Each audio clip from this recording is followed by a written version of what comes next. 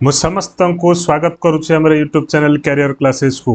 निर्वाचन घोषणार पूर्व दिन राज्य सरकार मास्टर स्ट्रोक मामला मानकर कैडर रे परिवर्तन 4 वर्ष रे हेजिबे सेक्शन ऑफिसर को पदोन्नति जानतु जीए रो चिठी रे कौन लिखाई तेणु देखंतु जीए डिपार्टमेंट रो चिठी पड़े एथरे देखिबा कौन कौन परिवर्तन करा जायछि। देखंतु चिठीटा आज 15 मार्च 2024 आसी जाइए। एथरे आमर लिखाई कौन देखि नबा।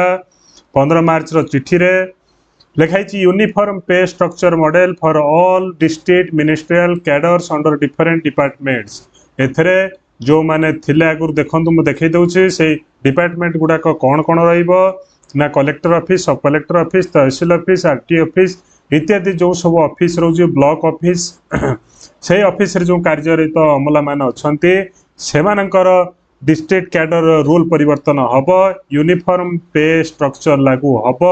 तांकर कैडर रे परिवर्तन करा जायछि। आज रिजोल्यूशन अनुसार देखि नबा कौन कौन परिवर्तन हेइछि। देखंतु ये चिठीटा आमर चिठी लिखाई प्रथमे जूनियर असिस्टेंट माने कौन थे ना लेवल 4 रे थिले। जूनियर असिस्टेंट माने पे लेवल 4 रे थिले बा बेस लेवल से माने डायरेक्ट रिक्वायरमेंट पाउथिले। तापर से माने कौन करिवे ना 6 वर्षर चाकरी पर सीनियर कौन हेजिबे असिस्टेंट हे भाबरे हेजिबे बा लेवल 8 को पढाइबे 6 वर्षर चाकरी पर। तापर देखिबे जो सीनियर असिस्टेंट माने केवल 4 वर्षर चाकरी कला पर असिस्टेंट और सेक्शन ऑफिसर भाबरे पदोन्नति पाइबे। असिस्टेंट सेक्शन ऑफिसर एटा होची न्यू प्रमोशनल इंट्रोड्यूस्ड हेची। न्यू प्रमोशनल पोस्ट क्रिएट हेची। एटा होची लेवल 9 को पढाइबे। सीनियर असिस्टेंट माने डायरेक्ट 4 वर्षर चाकरी पर असिस्टेंट सेक्शन ऑफिसर बा एएसओ पढाइबे लेवल 9 को पढाइबे।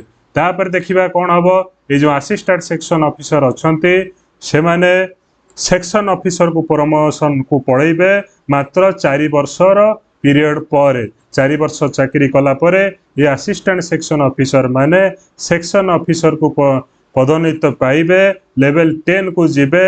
तापरे 1 वर्ष तार 1 वर्ष पर अर्थात सेक्शन ऑफिसर हबार 1 वर्ष पर एस्टाब्लिशमेंट ऑफिसर हेजिबे लेवल 11 को पढाइबे।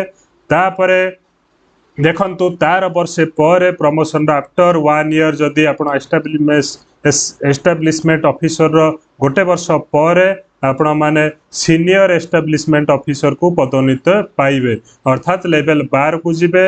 आपण दरमा बहुत बहुत बढ़ी जीवो हैला।